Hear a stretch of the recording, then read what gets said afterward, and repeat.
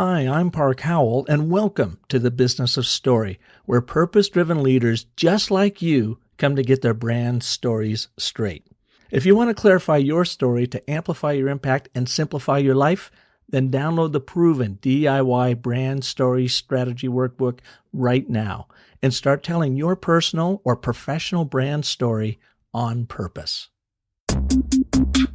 I thought it was just a stupid picture of a pig in the ocean. But after hearing that story, I had to have it. Now I wasn't just buying a picture. I was buying a story. Story literally made the picture worth more money to me.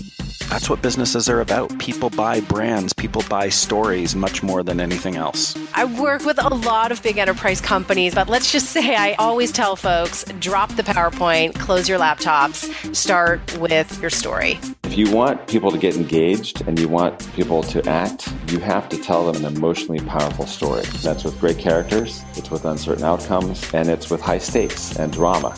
All business strategy is a story.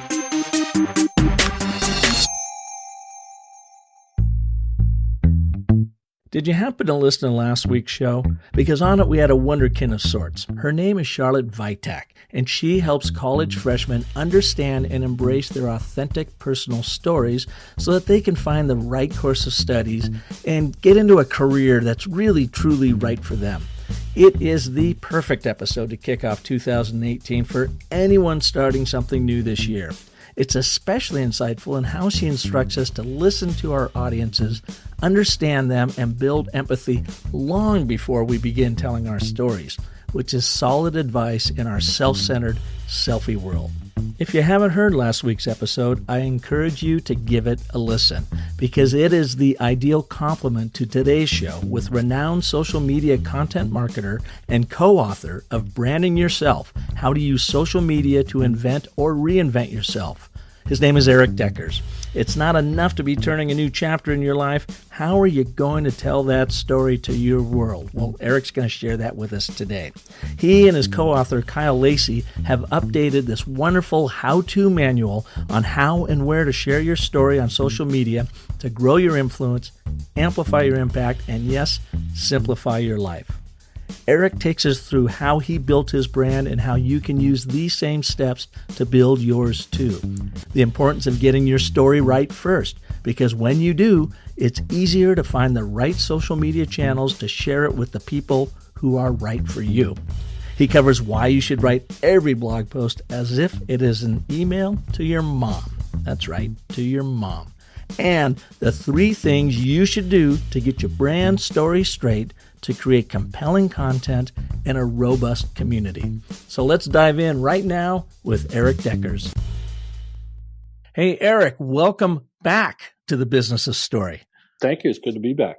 I don't have many repeat visitors. I've had a few ask, and I love what you're doing with your revamped book or your updated book that came out that we're going to talk about today.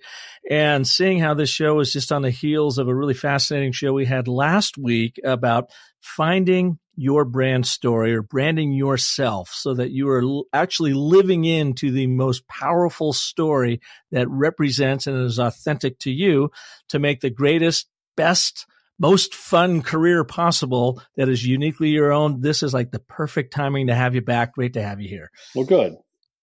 So I haven't spoken to you since spring of 2016. And by the way, folks, we'll have a link to that show in the show notes here. You'll want to go and listen to it because we had a rousing conversation around his new book at the time, No Bullshit Social Media, that he co-wrote with Jason Falls. So that's a real fun episode if you want to get your head around the no bullshit social media side.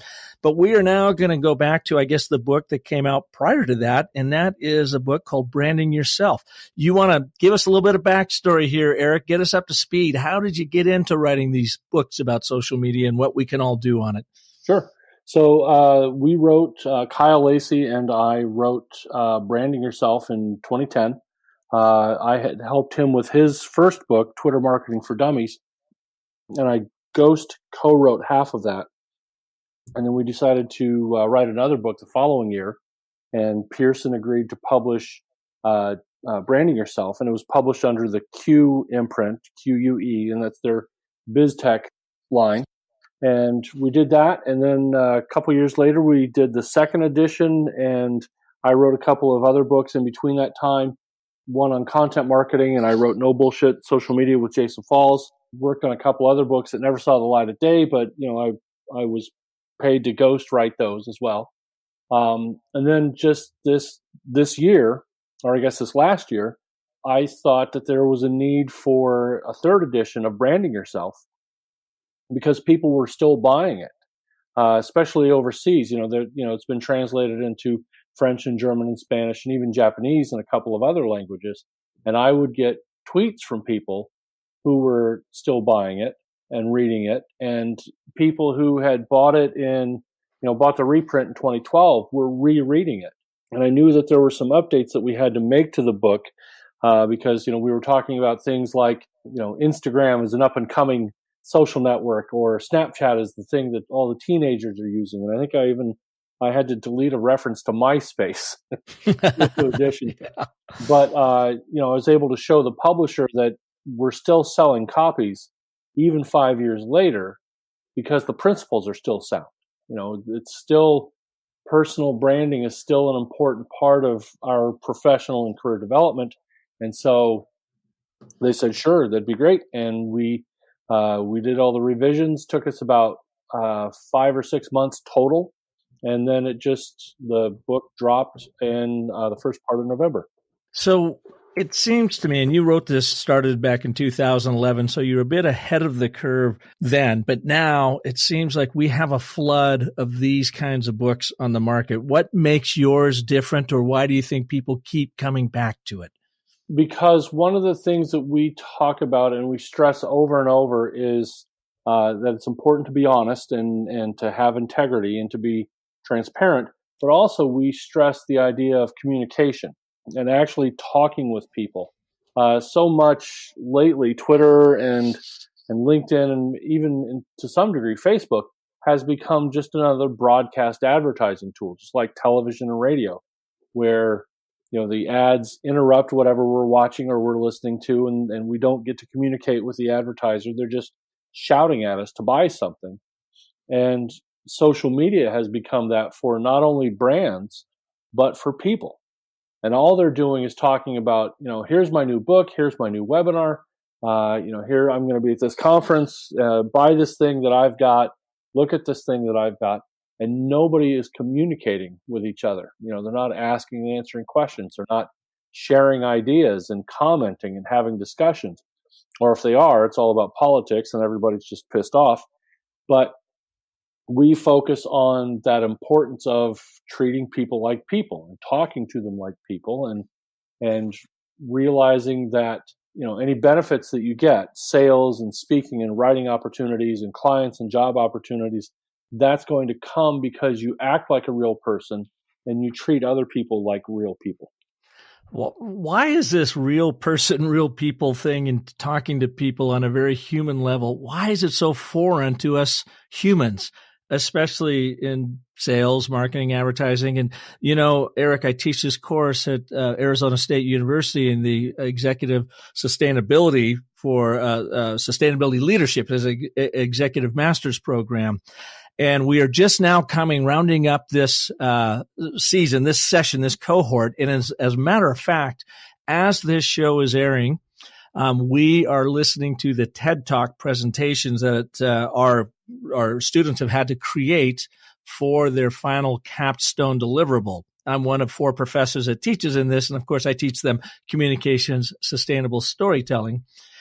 And I have to absolutely pull teeth, drag them through hell and high water, get them to walk across hot coals to humanize their stories, to humanize their ask. And again, all of these messages coming out of the School of Sustainability and what they've been studying is about social impact, environmental impact, and that sort of thing. So everything is based on humanity, yet it is so difficult for them to check their stats, facts, and data at the door, come in with a good story that emotionally connects, and then support that story with the facts, stats and data that they're going to need to support that emotional push.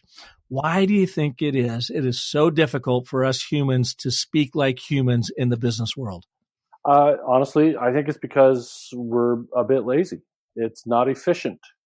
We have numbers to make, and especially, being in content marketing now, everybody's talking about data, and it's all about the data, and data drives everything. And even I, as a professional storyteller, keep saying, no, no, no, it's about the story. Forget the data. The data tells you who came. It doesn't tell you what they like. And it's all about finding the things that interest people. But, when you apply that to human relationships, think about the people you are closest to, and think about the people who, your own clients, who is going to hire you. Those are the people that you probably spent some time getting to know and reaching out to them and building that rapport with them so they trust you. And so, for me, that's a lot of coffee. I sit down with people one at a time, and we have coffee, and it takes an hour.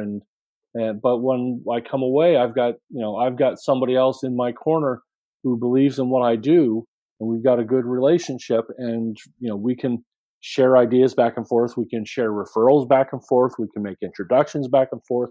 We can bring in new clients back and forth. And it didn't even take an hour. It took months and months to get to that point. But I've got a lot of people who are on my side in that sense. And so in this big business world that we can measure easily, people want to do it fast. It's sure I can get one or two people, but if I push this out on my Twitter channel where I've amassed 80,000 followers, maybe I can get 50 or 60 people. And so we get greedy to have big numbers because, as we've all learned, if anybody who's done phone sales, numbers mean closes. The more people you call, the more people you will close. And same thing with advertising. The more people who see your ad, the more people who will buy. But these people rely on volume, on quantity, not quality. And so I think that this has made us lazy as communicators, because we would rather reach a lot of people fast and hope that one or two people show up than to take the time to develop 5 great relationships and have the same one or two people show up when we need them. I think you're dead on. I was at a luncheon yesterday. Now, we're recording this in December, and you're listening to this in January, but I was at a Marketo luncheon yesterday where they were selling their platform, and it was all based under the guise of storytelling, and yet stories were extremely void from their overall presentation, which was a little disappointing from my standpoint. And they were talking about the ROI of story. And they said, you can absolutely put an ROI to story depending on how many people are following you online, going back to what you're talking about, those numbers. And I think that's a false positive. I don't think you can. I think, you can tell a good story. It'll attract a few more people. Maybe they'll share it around. That only gets you to the point of recognition that you are someone that was something to say, but it doesn't go so far as that belly to belly meeting of being there in front of people and actually taking the time to sit and speak with them like you're talking about. And it is really void in our work these days. You use story to cast that big net to get people in, but then by God, you actually have to speak with them. Ideally, mono, in person. If not, get on a Zoom session, look at them in the eyes, at least through your monitor, so that you have some connection. And I think that's one of the things that are really missing. And another point on that is I get tired of listening to friends of mine that are using nothing but social media to grow their business, and they're not getting up out of their desks and out of their offices and going out and sitting down with people mano a mano, because that's where the true stories really happen. And it can be done. And that's been the great thing about social media. When you think back what we were doing 20 years ago, going to trade shows, going to conferences, communicating by fax, maybe you were lucky enough to have email early on, but you met people at conferences, you went to dinner with them, and you saw them again the following year.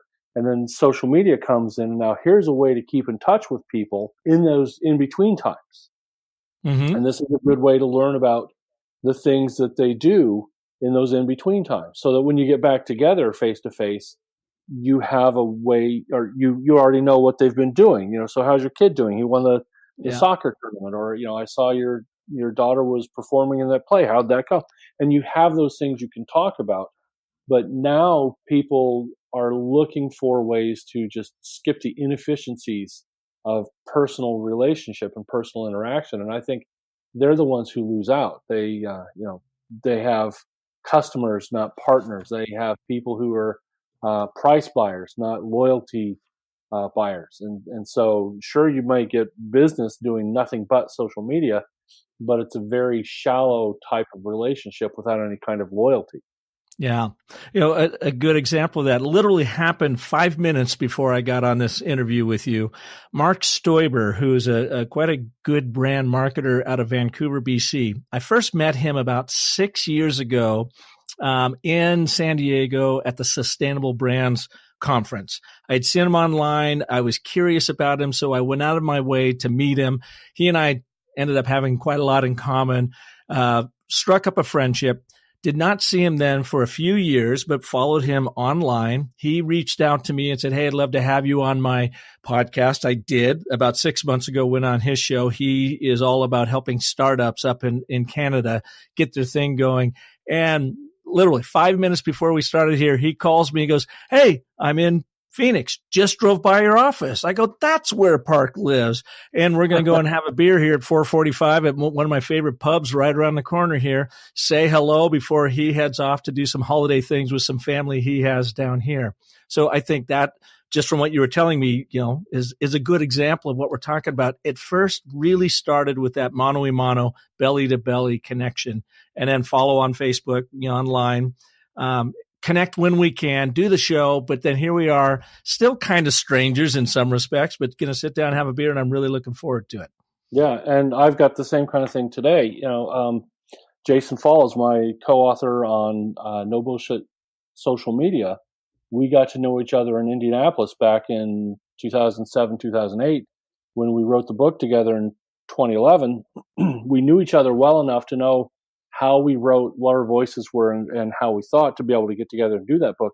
But he's here in Orlando today, and I'm meeting him at about 6:00 at the Social Fresh, one of the after parties, and we're going to hang out for a little bit and then go have dinner. But it's, he's up in Louisville, I'm down here, and we chat on the phone once in a while. But he gets this way occasionally. I get up there occasionally. We always make time for a visit, and he's one of those trusted advisors and mentors that I can always go to whenever I need something. And we use social media to enhance the relationship, but the real relational building comes with that face-to-face time when we're in the same city.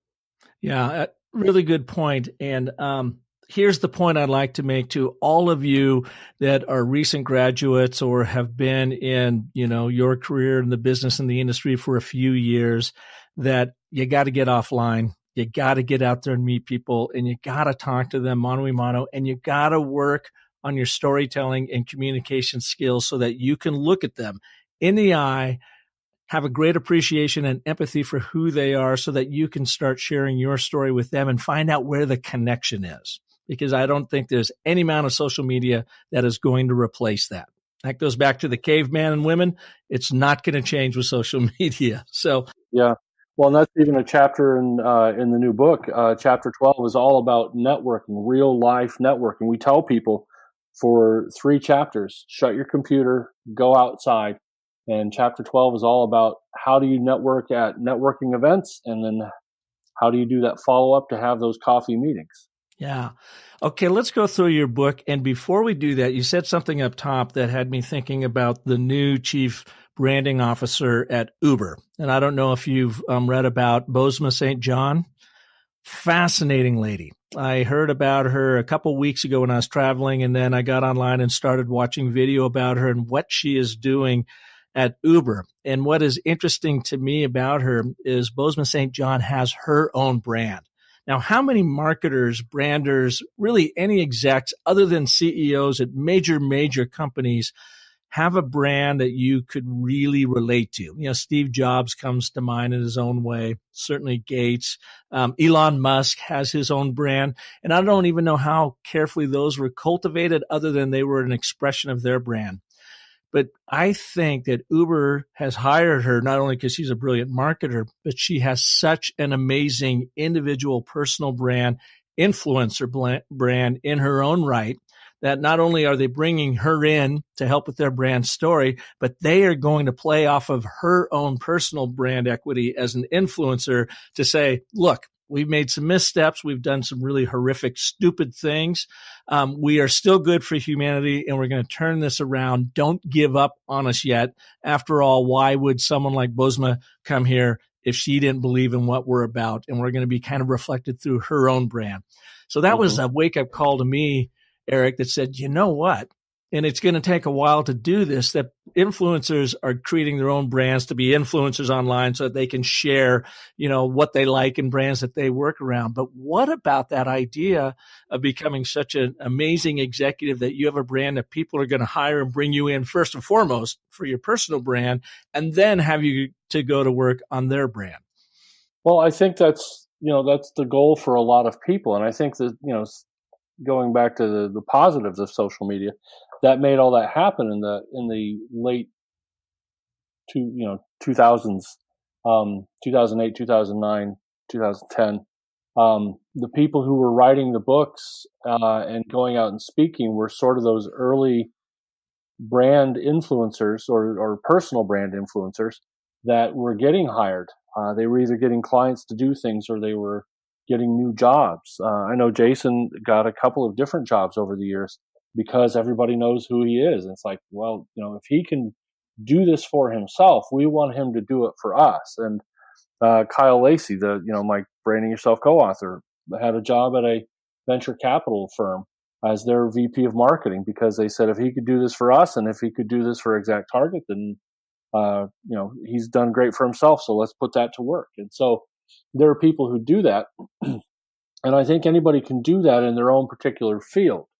And so through things like blogging and writing about your particular industry and becoming seen as that subject matter expert, and then reaching the people in that field on Twitter and on LinkedIn or Facebook and becoming that valuable resource to those people, you become that brand that everybody says, well, if Park is so good at this, we need to have Park do it for us. And it would take decades to build up that reputation beforehand. And now you can do it in years, couple of years. So is your book, Branding Yourself, the third edition now? And thank you, by the way, for including me in it. I'm very honored to be in there. You're welcome. Is your book kind of a guide to how to help people do that, to really build their own personal brand and their influence to help grow their company or actually grow their career beyond just their capabilities, but what they stand for? It is exactly that. And I'll tell you why we wrote the book, because this is how it came about. When I moved to Indianapolis in 2005, I didn't know anybody. And I started working at the state health department as their crisis communication director. And when I left a year and a half later to get a job at a direct mail company, I still didn't know anybody. I mean, I knew my colleagues from work, and I knew the one guy, who helped me get that job at the direct mail company, and he was in marketing, but I couldn't very well call him and say, hey, let me tell you about this direct mail that I'm selling, because he's the one who got me the job for that guy. He knew all about him. And so I had to fast track meeting a bunch of people. And I started going to different networking groups at the, different chambers of commerce. And we had a networking group called Rainmakers. That's, sort of that before 9 o'clock networking event that you show up and you meet a bunch of people and you chat, and hopefully then you make arrangements to have coffee and lunch later on. But, it's one of those kinds of networking events. And then we had a small social network called Smaller Indiana. And this was pre-Twitter, pre-Facebook. And there were a few thousand of us on that Smaller Indiana network. And so I had started sharing social media information and blogging information and even posting in my own humor blog every day for a year. I was just always constantly talking about blogging on this social network, which was a shame because, I'm supposed to be selling direct mail. My boss wasn't as wild about what I was doing, but I got to be known around town as the blogging guy. I was Mr. Blogger in Indianapolis. And what year was this? This was, by this time, it was 2010. Okay, so blogging is just really starting to take off. I think I started in 2008, and I never got any traction until about 2012. So you're still new to it at this point. I mean, for the most people. 1997. Yeah, okay. So, yeah, you were one of the pioneers. Yeah, I've been doing it for 20 years now. And Kyle was Mr. Social Media guy. Everybody knew about Twitter and Facebook because of him. They knew about blogging because of me. And by this time, I knew hundreds of people. I had coffee. I was having coffee 2 and 3 times a day with different people, meeting them, getting to know them, networking with them, seeing them at other events. And people started mentioning my name around town. If you've got blogging questions, you talk to Eric. So Kyle and I finished his Twitter Marketing for Dummies book. And a few months later, we were sitting around thinking about another book that we could write. And he said, you know what? Hundreds of people know you. And 3 years ago, nobody knew you. So we need to write the playbook for that guy for you in 2007 and tell him how to get to where you are now in 2010. So, and have that reputation that everybody knows you. And so, Eric, this was a bit of a science project for you because you didn't intend to have this happen, but you did innately what you know how to do, humor writing, blogging. You enjoyed that. You saw your street cred go up. You saw the awareness about you go up, which then created your own personal brand that was authentic to you as a humorist. And so it got to this point that you said, well, wait a minute. Whoa, we could put a roadmap together and show people how to do this intentionally versus just how it organically happened or manifested itself with you. Is that right? Exactly. And the important distinction between what I did and what I see people doing now is I was doing the thing I love to do, and I just happened to attract followers. Now I see people saying, I'm going to grow my following while I figure out what it is I want to do. So, I see book authors who, I've seen book authors who will have 200,000 Twitter followers, and they will be following that many, and they've written fewer than 1,000 tweets. Now, there's no way that happens organically. Nobody is so fascinating that in 1,000 tweets, 200,000 people are going to follow you. But what I was doing early on was I was just being me, and I was just, I like to write funny stuff, and I would write columns, and I'd promote them, and I'd like to make smart-ass remarks on Twitter, and I'd put that out, and people would read it and share it, and more people would follow me. I'd get invited to speak, I'd pick up followers, and I'd follow people back. And I never did that whole, I'm going to add a bunch of followers and get that software to do it. And I'm not going to buy the 2,000 empty followers so my numbers look big. Yeah. Everybody I follow and the people who follow me came about because of stuff I was doing that they liked. It was never a concerted effort of, I need a huge network. And so by doing that, I was able to build the reputation as Mr. Blogger guy, Mr. Writer guy, Mr. Humor guy around, first around central Indiana, and then pretty soon just on that social media speaking circuit. Yeah. All because I chose to be authentic first, and everything else fell into place later. So here's what is so interesting to me about that, and you are the perfect example of it. Most of these numbers that we see in social media, followers and that sort of thing, are fiction. Folks, they're absolutely fiction. What Eric just demonstrated to here is he lived into his best, boldest nonfiction self. He did his thing, what he loved to do, and the numbers, be damned. Let me just do what I do, and I'm naturally, organically going to grow a following that actually cares about what I have to say and I can connect with.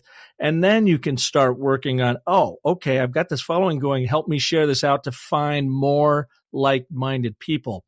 And I think it goes back to this idea, and especially now in this day and age of this emphasis. I can't say that word. Emphasis. How do you say that? Say that for me. Emphasis. Focus.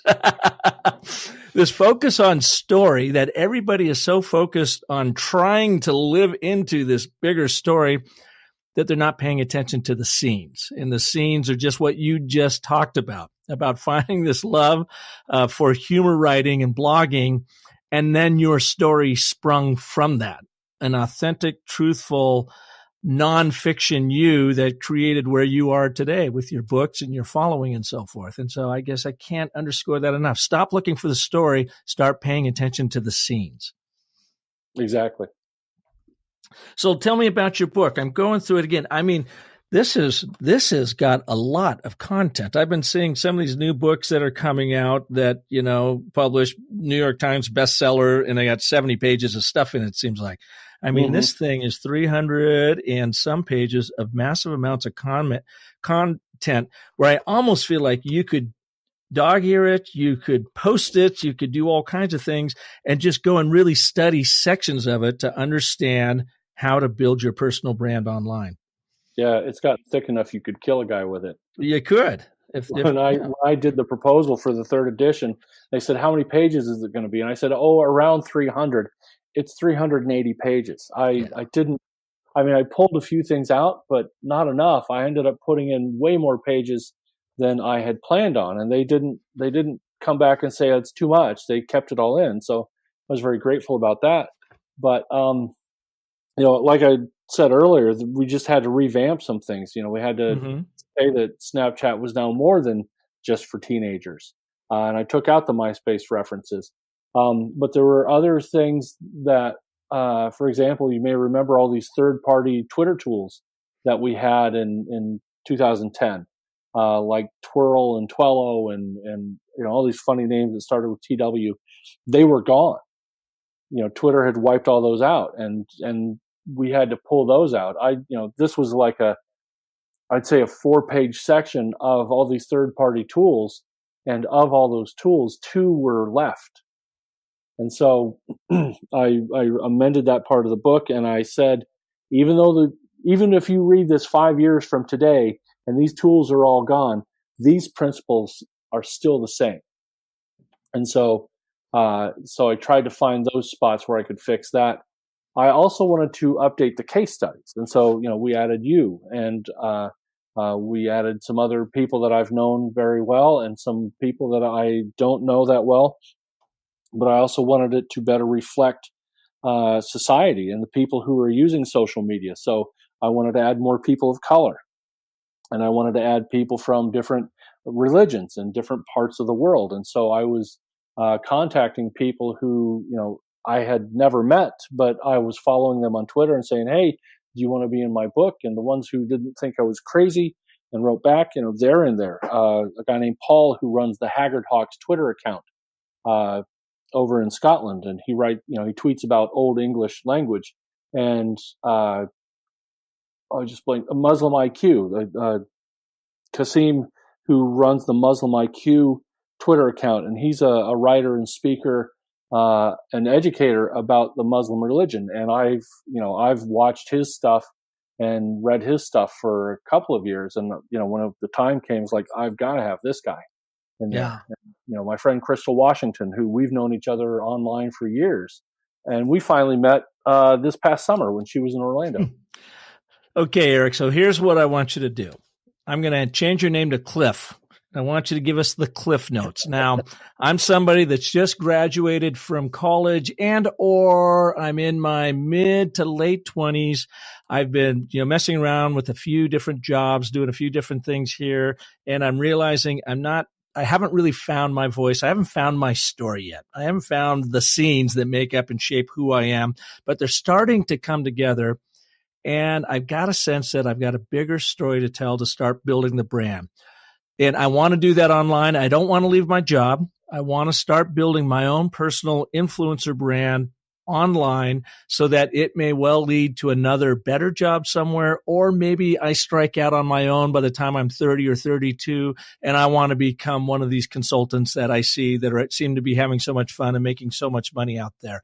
What would be, the first 3 things I should do to start preparing for that?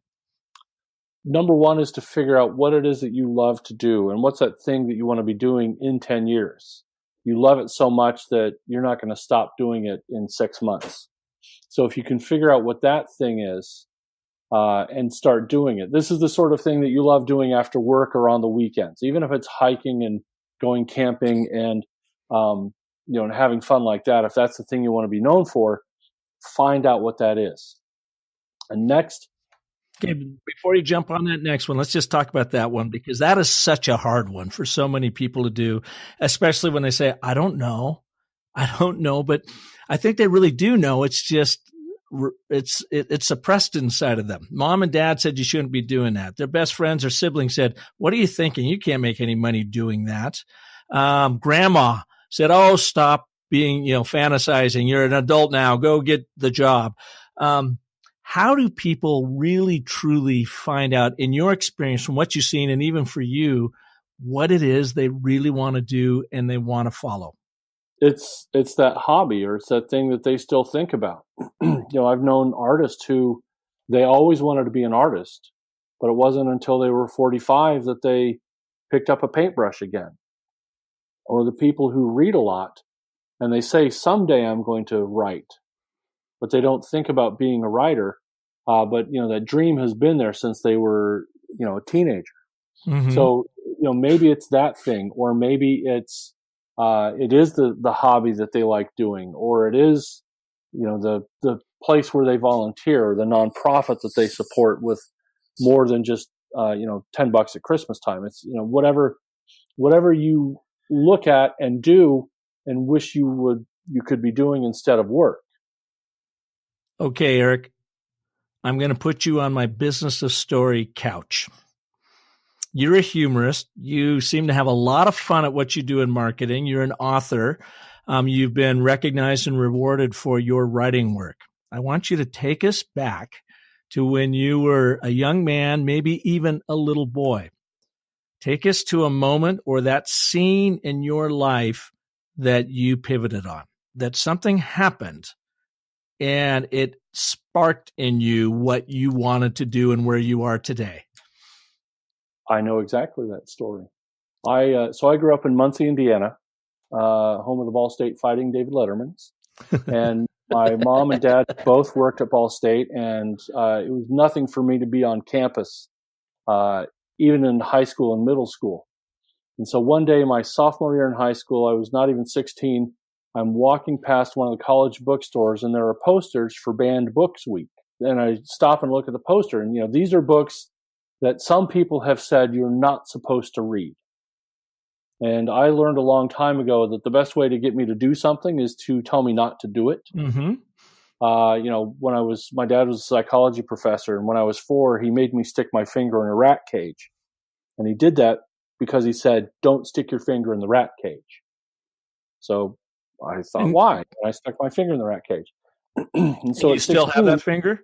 Yeah, I do. Good, okay. But at 16, here's a poster saying, don't read these books. I was like, well, screw you. I'm going to read exactly these books. And so I went to the library, and one was Breakfast of Champions by Kurt Vonnegut, and mm-hmm.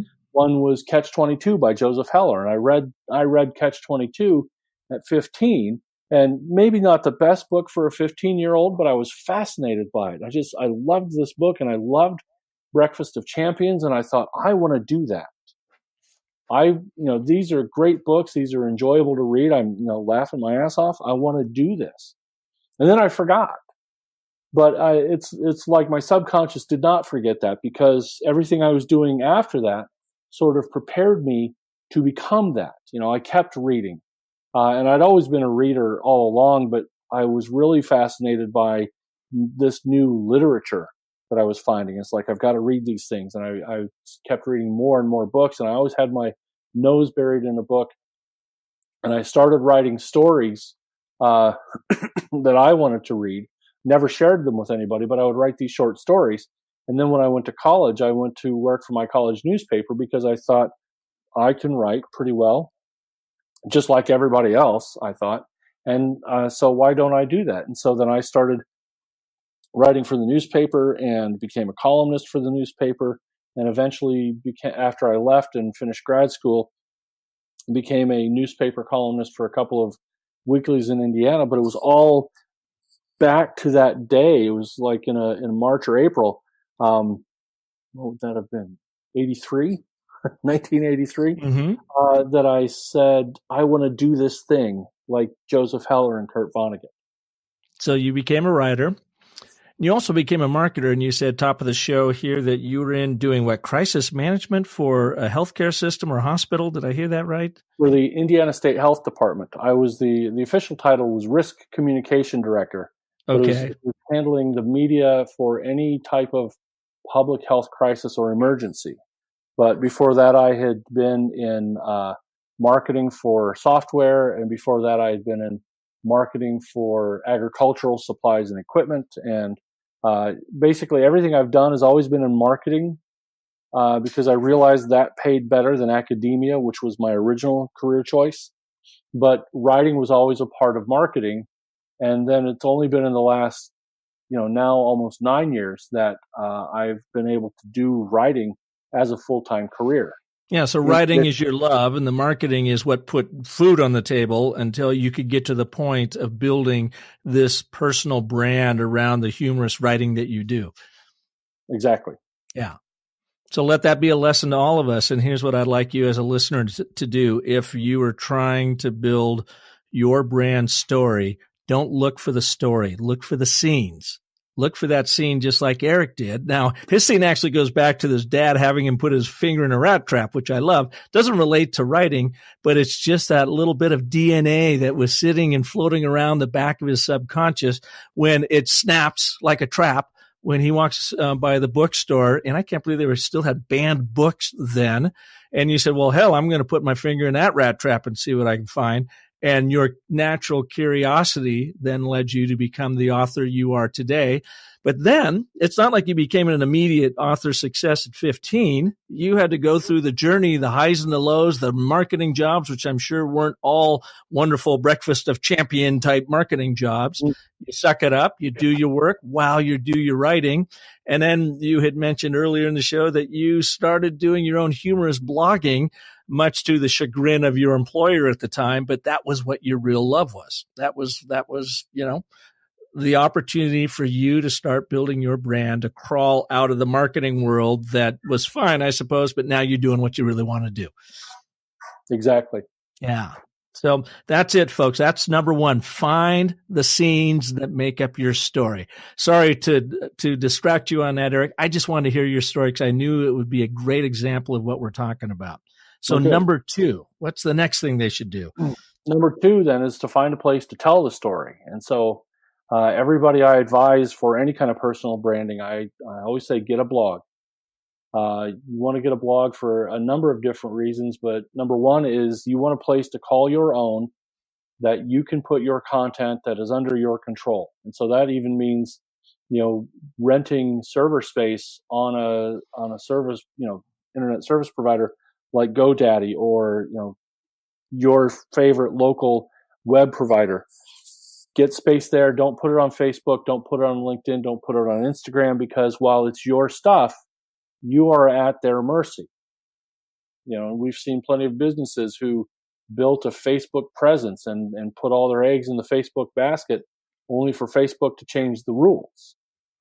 So you don't want to build on rented land, as it were. You want to control your platform. Like I have at businessofstory.com. I own my own platform and I can produce whatever I want there. No one's going to take that away from me. Exactly. And so I always tell people to start with a blog because it's easiest, but also the blog itself lets you put any kind of content on there that you want. Photos, videos, audio podcasts, articles, what have you. You put that on there and you talk about the things that you love doing. In my case, for my work blog, I talk about writing and writing skills and content marketing and grammar and the field of content marketing. And on my humor blog, I talk about whatever it is that makes me laugh. For Instagram celebrities, they're talking about, fashion or cars or watches or, travel or bodybuilding or what have you. But they're talking about the thing that they love to do, and they show themselves doing it. other people will talk about the industry of whatever it is they do. But it's really just your chance to share the thing that you love and share it with like-minded people. So I think in the book we talk about an example of, how do you tell a story without words? So if you love comic books, you might wear a T-shirt for the Green Lantern or Flash. Instead of wearing a sign that says "I love comic books," you're wearing this T-shirt with the insignia of the thing that you love the most. And so you treat your blog that way. You're not writing blog entries about "I love comic books" all the time. You're just writing about the comic books industry, or you're writing about, fish hatcheries or bodybuilding or European travel, but put it on the blog. And then the third step is to find that social network where your readers are, not your customers. Your customers and your readers may be one and the same, but don't think about customers. Think about fans, and think about people who share your interest, or people who might want to read about what it is that you're doing. And so, it could be in the B2B world, and so you're going to find them on LinkedIn. It could be in the B2C world, and you're going to find them on Facebook, and you're going to find both groups on Twitter. And so start connecting with those people who do the same thing that you do, but are not necessarily your customers. Find other campers, other hikers, other travelers, other fish hatchery fans, other bodybuilders, whatever it is. Connect with those people and just share ideas back and forth. Tell them what you've been working on in your blog or taking photos of, and share the same things that they have been doing on their blog and their social accounts. Okay, so let me ask you, let's go back to number 2. Blogging. I'm surprised that was the first thing you talked about, because aren't blogs becoming irrelevant? People don't read anymore. They're on their digital devices, and they don't scroll through all that crazy content that you're going to make me read. Tell me about where you see the blogging world going. Well, it's funny. The articles that I see saying blogging is dying are on blogs. Okay. Nobody's taken an Instagram photo of dying blogs. They've got an article on a blog. So, I doubt that this is dying. And the people who say that blogs are dying are the same people who said, 7 years ago that email was dying.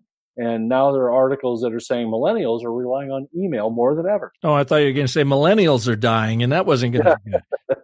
No, not yet. Give them 50, 60 years. Okay. So blogging, and maybe too, blogging's hard. It takes a while to be able to write good content that the search engines can find with all your keywords peppered in there. It's just kind of hard. It is hard. But if it's the thing you love to do, writing it will be easy. So, if you love fish hatcheries, you're going to be able to write about fish hatcheries all day long. And the best way to do it, I always tell people, is to write an email to your mom. Dear Mom, let me tell you what I learned about fish hatcheries today. And then you tell her, and you say it in a way that Mom understands and Mom gets it. Because our moms love us, but they don't quite get what we do. So you have to explain it in a way that your mom gets, but don't talk down to her, because you know what happened last time you did that. So, simplify it, make it easy for her to understand it, and use a tone that's, conversational, the kind of informal, fun tone that you write to your mom in, and then go back and delete that first part, and you've got your article. And so if you do that, the writing is going to flow more naturally. It's going to sound more conversational. It's going to be more accessible to people. I think you will accidentally improve your search engine rankings, because Google isn't so concerned about the keyword formulas anymore. They just want to know that people are reading this stuff. And so if they're reading your full article that's 600 words long and it takes them 3 minutes to do it, Google says this must be pretty good. But if you, pour over something for hours and hours and it's highly technical and it's really boring, and people read it for 5 seconds and they leave again, it doesn't matter how good you thought it was. If people are not showing the kinds of interested behavior, Google assumes it's garbage. Yeah. And the other thing I found about blogging is it really expands your own knowledge about your own love affair with what it is you do, because you hear people, you'll post an article, people read it, ask you questions about it, which will then trigger other articles in your mind, blog posts in your mind to answer those questions, which then lead you into this whole realm of new knowledge about the thing you love to do the most, and meeting people you've never met before that are sharing these same sorts of love affairs, be it fish hatchery or whatever. And you really grow intellectually into your passion and your work, rather than just sharing what you know. Right. And you've got to do a lot of research to be able to write those good articles. I mean, for the last few months, I've been writing about story structure and how to use certain storytelling structures in content marketing. Like, how do you use the hero's journey in content marketing, and the Freytag pyramid. And, I knew about the Freytag pyramid, but I wasn't that familiar with what it was. And so I had to do a lot of research about it just to speak intelligently about it. And then, the one that I've sort of got brewing in my head now is using the Fichtean Curve, which is another storytelling structure. And again, it's not something I'm that familiar with, but if I want to talk about it, I have to get educated about it. Okay, so I'm in this business and I'm in this world of story, and I've never heard of that last one. What's it called? The Fichtean Curve, Fichean. And it's sort of, instead of like the hero's journey, which is circular, or the Freytag pyramid, which looks like a pyramid, the Fichtean Curve has this upward story arc, but there are little peaks and dips along the way, along this upward trend of a climax and the lull in the action, and then build up to another one, and then a lull. Think of the latest Avengers, Age of Ultron movies. They had, 3 fight scenes? And we're building up to that big climax at the end, but there's a fight scene and a dip in the action, and a fight scene and a dip in the action, and a final big fight scene. And so it looks like, it almost looks like a dinosaur's back with the ridges and, the dips and rises. And that's what the Fichtean Curve looks like.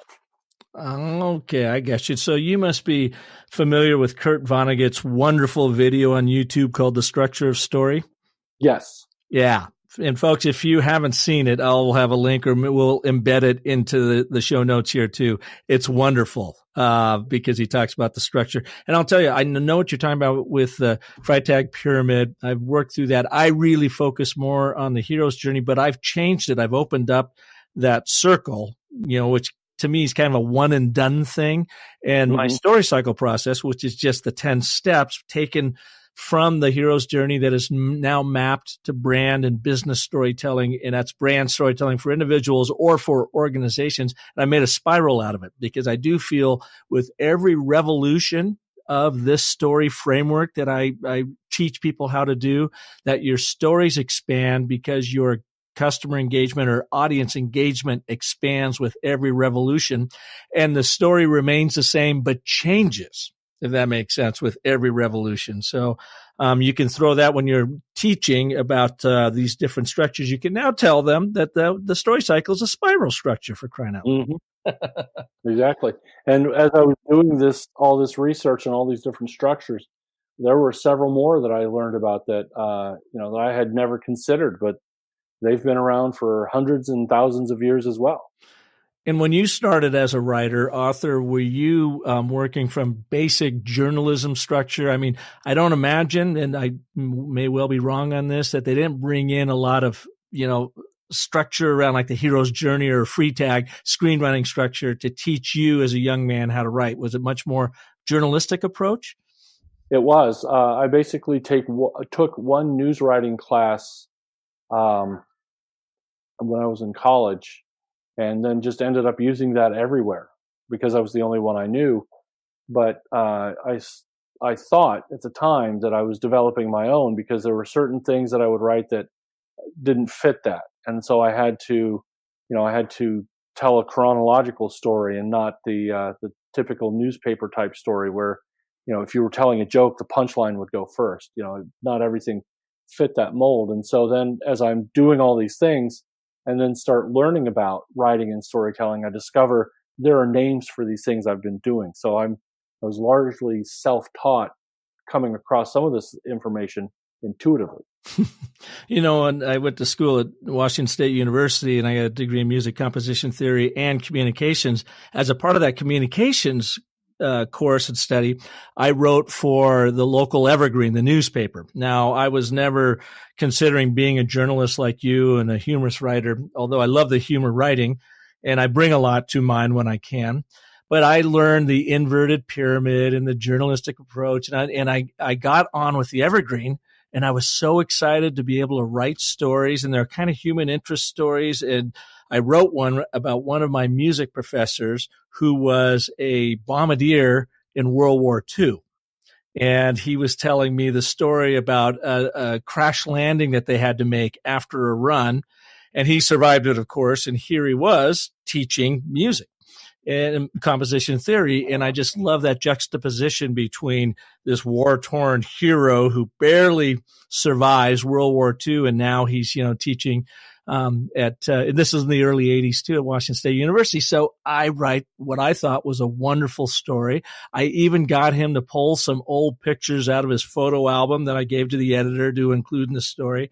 And by God, if they didn't, that Monday morning, I picked up my Evergreen, and there was my story. First time I'd ever had anything published like that. I had my little byline in there, and I loved it. I just thought, this is so awesome. Well, later that day, I go to one of my very first sort of all hands on deck editorial meetings at the Evergreen.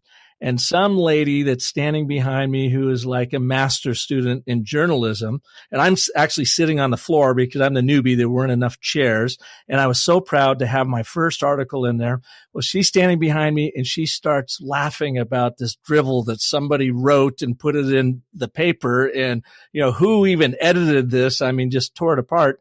And I thought she was talking about somebody else until she throws the paper down the floor, and she's pointing right to my article. And she doesn't know that I'm sitting at her feet with my back to her, basically. So it was kind of right then and there, Eric. I knew I probably wasn't going to write for the New York Times, but it also sort of pissed me off because I thought, who's this lady? Who is she to say that story wasn't good? And I think it was because she was so focused on the structure of it and, versus the story itself. It was just kind of awakening to me that, number one, I don't ever want to be completely hemmed in by structure. I want to use it as framework. And number two is don't ever let structure and framework get in the way of telling a great story. And the parallel to that is in your career, folks. Don't let the structure and framework of other people require you to live into their stories. Go out and find your scenes that shape who you are and what you love to do. Start knitting and connecting those scenes together, and you're going to see your own story come together that you can live into and prosper from. Exactly.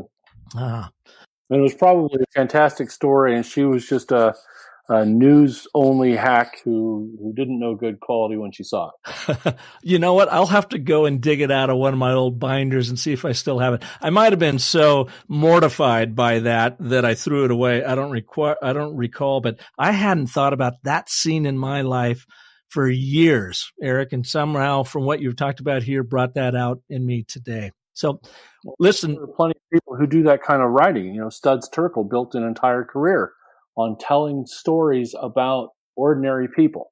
He didn't interview celebrities. He talked about, the waitress at the diner, or the guy who picks up the garbage, or the guy driving the cab. And it's just these little historical pieces about normal everyday people.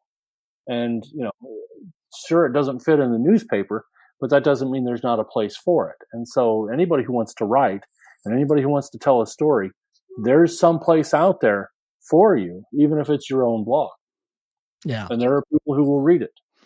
Without a doubt. And I think your first step, folks, is get his book, the 3rd edition, Branding Yourself, How to Use Social Media to Invent or Reinvent Yourself. Eric, thanks for being here. Where can people learn more about you, what you do, and get your book? Okay. Well, the spelling of my name is Eric, E-R-I-K, Deckers, D-E-C-K-E-R-S. And so I'm eDeckers on Twitter. You can find my humor site at ericdeckers.com. You can find my work blog where I talk about writing and personal branding and social media and content marketing. And that's at problogservice.com.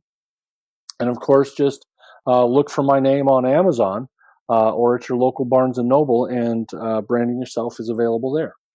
So I've got a recommendation for you on your cover. I think you need to put a big red swash across it that says, "This book is banned from reading," and see if that doesn't up your sales by 2 or 3%, maybe, or 100%. Get all the troublemakers reading it.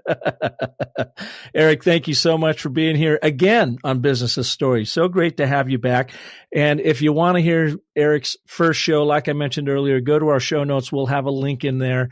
Really fun to have you here and reconnect. And thank you again for including me in this book. It means a lot to me that you respect what I've been doing enough with my brand story to be able to be honored within your pages. Appreciate that. I'm a regular Business of Story listener, so there was nobody else I wanted to have. Well, thanks, Eric, and thank you all for listening to this edition of the Business of Story. If you want to really start getting your brand story straight, and you can do this for yourself too, I've had hundreds of people download my DIY brand story workbook. Download it. It's only $45. It's the cheapest investment you'll ever make in your career that could lead to millions. And it takes you through and makes you get very clear on what you stand for, what you're about, and who you are for in the world, because it's those people that are going to come racing to you to read your blog and to embrace you in your own brand that is you, your own authentic brand of influence. So visit me at businessofstory.com, download your DIY workbook, have some fun with it, and see if the scenes in your life don't start connecting so that your brand story unfolds before you. And of course, join us back here again next Sunday when we will have another incredible story artist like Eric right here at Business of Story. And until then, remember, the most powerful story you are ever going to tell is the story you tell yourself. So make it a great one.